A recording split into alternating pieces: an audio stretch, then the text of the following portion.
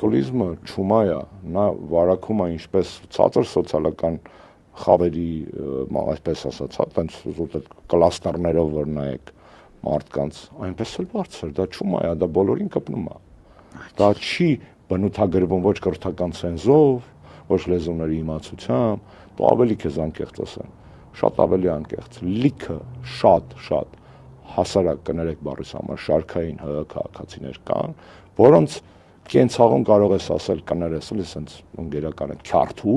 բայց որոնք ավելի կարքին հայ են ու իրոք հայ են, դաժե եթե բլե են լսում այդ պահին, դաժե եթե ծիծակով կոշիկ են, ծիծակով չէ, ծիծակ կոշիկ են հագնում, դաժե եթե ընկալման մեջ կենցաղ են, իրենց կարող ասես արես ինչ ռաբիզը, քան կներես սութի,